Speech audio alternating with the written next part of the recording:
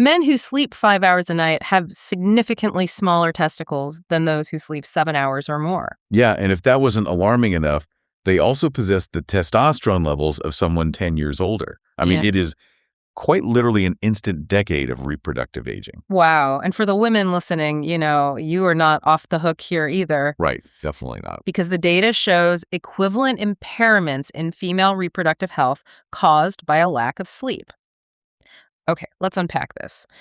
If you are currently pulling all-nighters to prep for a meeting or, grinding through shift work, or maybe you're one of those people who prides yourself on surviving on 4 hours of sleep and a triple espresso. We all know someone like that. Oh, absolutely. Well, we are about to fundamentally shift how you view your bedtime. We are tearing into a profound presentation by sleep researcher Matt Walker today, and our mission for this deep dive is to understand why sleep is not some optional lifestyle luxury that you can just hack your way around. No, is a non-negotiable biological necessity. It is your literal life support system. Right. And yet we live in a culture that treats sleep like an annoyance, like something to be optimized away or minimized in the name of the grind. Exactly. We see it as lost productivity, which is completely backwards. So let's move directly from the physical shock of that reproductive aging into something that dictates your day-to-day reality, which is your brain's ability to learn and remember. This is huge. Yeah. We used to think of sleep purely as a save button, right? Like a button you press after you learn something new just so you don't forget it. Which it is, but the research now shows that sleep also acts like a dry sponge before you learn. Okay, a dry sponge. Tell me more about that. Well, it's a critical distinction. You physically need sleep to wring out the sponge, so to speak, so it can actually soak up new information the next day. It's really about preparing the neurological ground for the future. Got it. And there is a brilliant experiment illustrating this called the all-nighter study. Oh, yeah. This one is fascinating. Right. So researchers took healthy individuals and split them into two groups. One group gets a full 8 hours of sleep. The other group is sleep deprived, meaning they are kept awake in a laboratory under strict supervision. No naps, no caffeine, just absolute misery. Basically the quintessential college experience, but, clinically observed. Right. So the next day, both groups are put inside MRI scanners, and researchers try to teach them a whole list of new facts. And the results are staggering. The sleep-deprived group shows a 40% deficit in the ability to make new memories. I mean, just think about the practical impact of a 40% deficit. Massive. It is. Yeah. If you are studying for a board exam or trying to absorb a new workflow at your job, a 40% drop is the literal difference between acing the task and failing miserably. Yeah, and when you look at the hippocampus, which is basically the informational inbox of your brain, the sleep-deprived group's signal was completely dead. So your hippocampus is essentially a full email inbox. You're trying to send it an urgent new message, like a new fact, a new experience, and it's just bouncing straight back to the sender with a storage full error. That's exactly what's happening. You cannot commit those new experiences to memory. But I have to ask, why is sleep the only way to clear that inbox? I mean, why can't the brain just process and file this information in the background while we are awake, like a smartphone running a background update? What's fascinating here is the absolute physiological necessity of what happens only when we are deeply asleep. Okay. When you place electrodes on a sleeping person's head, you don't just see a quiet brain. During the deepest stages of sleep, you see these massive, powerful brain waves. Like big electrical swells. Exactly. And riding on top of those waves are these spectacular bursts of electrical activity called sleep spindles. It sounds like a sci-fi concept, honestly, but this is pure neurology. Precisely. These sleep spindles act as a nightly file transfer mechanism. Oh, wow. Yeah, they take those new memories from the short-term, highly vulnerable reservoir of the hippocampus, and they physically shift them over to a permanent long-term storage site within the cortex. So it's moving the data to the hard drive. Right. And that transactional electrical transfer only occurs during deep sleep. Without those spindles firing, the memories are never secured. You can't just run it in the background while awake because your conscious brain is constantly flooded with incoming sensory data. The system requires a totally offline state to safely transfer the files without them being, overwritten. That makes so much sense. So if that deep sleep is the non-negotiable mechanism to lock in our daily memories, what happens to our hardware when our ability to get that deep sleep naturally degrades over time, like as we get older? Well, you're hitting on a major physiological signature of aging. Yeah. Yeah, as we age, our sleep just gets worse. But more specifically, older adults lose that exact quality of deep sleep, those powerful brain waves, and those crucial sleep spindles. And Walker points out that losing deep sleep and losing memory aren't just happening at the same time by coincidence. Not at all. Disruption of deep sleep is now understood to be a significant, underappreciated factor contributing to cognitive decline and aging. And terrifyingly, it's a contributing factor to Alzheimer's disease. It is. The nightly file transfer mechanism degrades, so the memory retention degrades right along with it. It's a direct causal link. But unlike the physical structural changes in an aging brain, which are, fiendishly difficult to treat, we can potentially treat sleep. You can, yeah. Now, a lot of people immediately think of sleeping pills when they hear that. But Walker is clear that sleeping pills are blunt instruments that don't produce naturalistic sleep. Here's where it gets really interesting. If a sleeping pill knocks you out and you are unconscious for 8 straight hours, why doesn't the brain still do its file transfer work? I mean, you're offline. You're offline. But there is a vital difference between being medically unconscious and being in an active physiological state of true restorative sleep. Okay, so it's not the same thing. Not even close. A sleeping pill acts more like a sedative. It basically depresses the central nervous system. Oh, I see. It forces you to be unconscious, but it does not summon those big, powerful, deep sleep brainwaves or those complex sleep spindles. So it's essentially chemically blocking the electrical symphony you need to save your memories. Exactly. The brain isn't cycling naturally, it's chemically subdued. The file transfer requires a highly orchestrated rhythm of electrical activity that a blunt chemical instrument just destroys. That is so counterintuitive. You think you're getting a good night's sleep, but you're really just sedated. Right.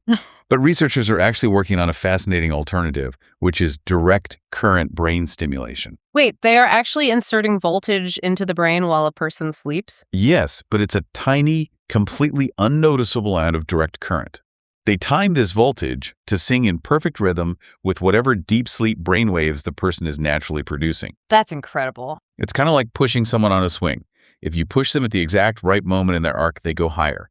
By applying the stimulation in young, healthy adults, they amplify the size of the deep sleep brainwaves and practically double the amount of memory benefit those people get from sleep. Double the benefit. That's insane. And the moonshot goal here is to make this technology portable for older adults and those with dementia, right? Yes, exactly. To artificially restore the healthy quality of deep sleep and salvage their learning and memory function without relying on sedatives. It's a brilliant, non-pharmacological approach. Okay, so the brain's electrical systems are obviously highly sensitive to sleep loss. But what is happening to the rest of the body's hardware? Like, is the cardiovascular system taking a similar hit when we don't sleep? Oh, absolutely. The body is keeping a strict and often fatal scorecard. Wow. And we see this clearly with a global experiment performed on 1.6 billion people across 70 countries twice a year. Yep. Daylight saving time. The largest sleep experiment ever conducted. In the spring, when we lose just 1 hour of sleep, there is a subsequent 24% increase in heart attacks the very next day. It's just staggering. And in the autumn, when we gain an hour of sleep, we see a 21% reduction in heart attacks. And you see the exact same profile for car crashes and suicide rates. It's so So consistent. it's like we're flipping a massive, deadly biological switch on the entire global population. But let me ask you this. Does the body ever build a tolerance to this? Like, can we adapt to this kind of restriction, or is it a guaranteed hit to our system every single time? Well, if we connect this to the bigger picture, no, you do not adapt. Never. Never. The body has absolutely zero resilience to sleep deprivation. Every single time you shortchange your sleep, you take the hit. Yeah. Losing that single hour shocks the cardiovascular system. It spikes sympathetic nervous system activity and sends your blood pressure soaring right when your body is biologically expecting to be at its most relaxed and restorative state. And nowhere is that hit more devastating than in the immune system, specifically with natural killer cells. Oh, yeah, the natural killer cells. You can think of them as the immune system's secret service agents. They are highly trained cellular assassins. Their sole job is to identify dangerous, unwanted elements in your body, like cancerous tumor masses, inject them with enzymes, and destroy them. Which sounds like something you want a lot of. Oh, you obviously want a highly active set of these assassins patrolling your bloodstream at all times. But listen to what happens when you don't sleep.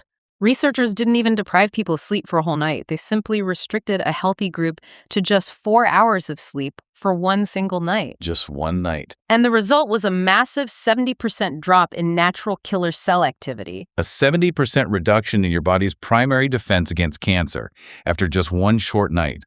That isn't just a minor dip, that is a profound state of immune deficiency. Which completely explains the undeniable link between short sleep duration and numerous forms of cancer, specifically bowel, prostate, and breast cancer. Yeah, the data is really clear on that. The link is so strong that the World Health Organization officially classifies any form of nighttime shift work as a probable carcinogen. Disrupting your sleep-wake rhythms is literally inviting cancer into the body. So that old hustle culture mantra of, I'll sleep when I'm dead, it is morally unwise advice. The epidemiological studies reveal a brutal truth.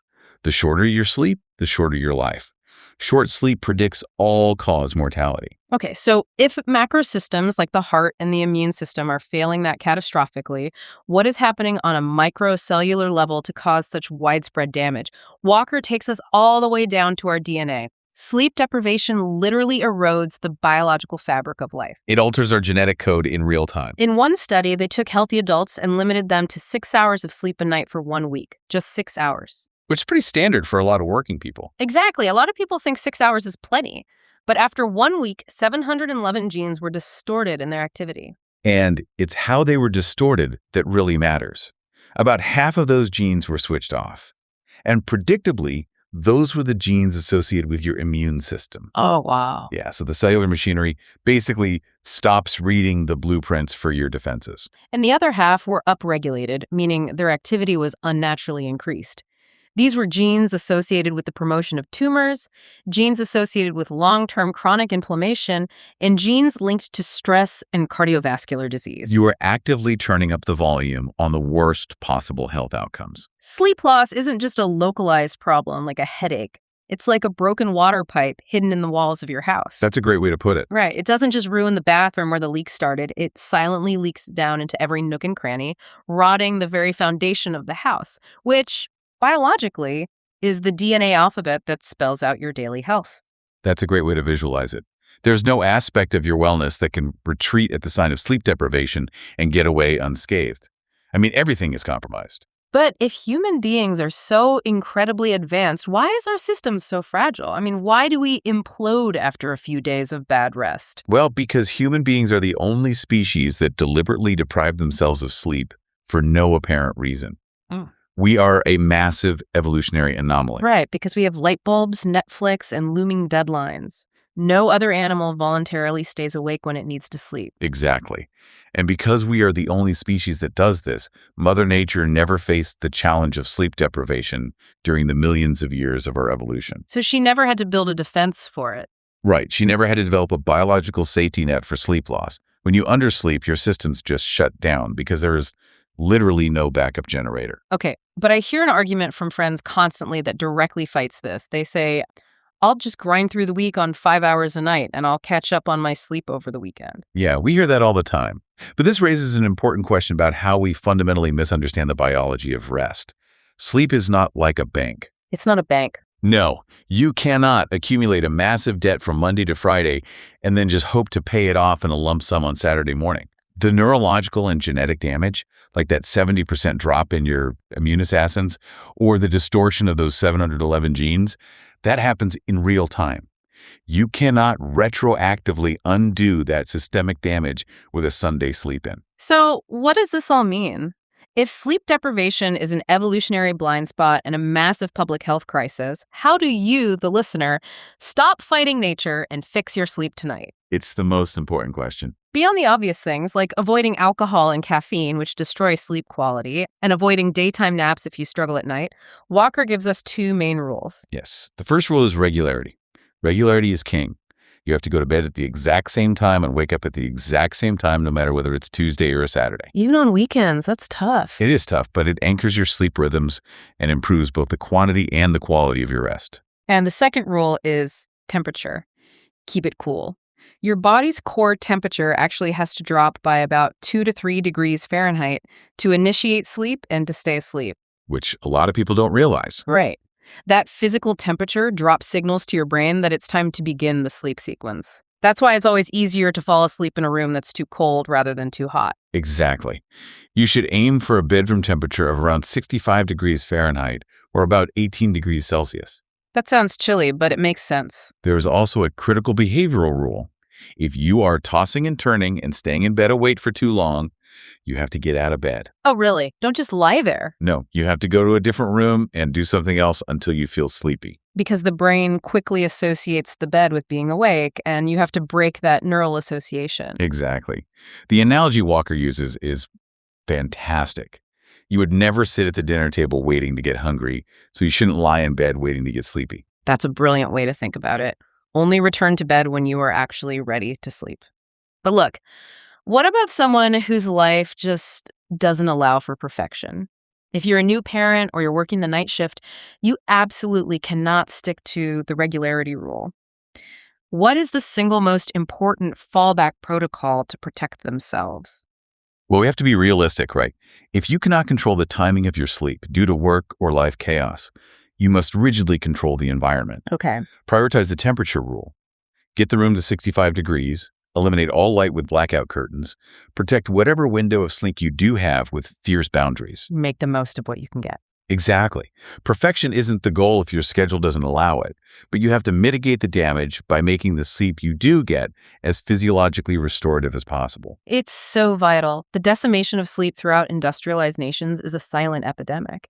It is having a catastrophic impact on our health, our wellness, and our longevity, and it is fast becoming one of the greatest public health challenges of the 21st century. We truly need to reclaim our right to a full night of sleep, and we have to do it without embarrassment or the unfortunate stigma of laziness. Absolutely. Sleep isn't slacking off. Yeah. It is the most powerful elixir of life. It is the Swiss Army knife of health. I love that. So tonight, when you turn off the lights, remember that you aren't just resting. You are actively engaging your biological life support system. You are securing your memories, empowering your immune assassins, and protecting the very DNA that codes your existence. It's a beautiful way to look at it. And since we are the only species that deliberately avoid sleep for no apparent reason, take a look at a pet dog or cat tomorrow. They sleep purely based on biological need, completely free of alarm clocks, hustle culture, or guilt. Ask yourself, what ancient biological wisdom did we trade away in the name of modern productivity, and is it truly worth the cost of our DNA?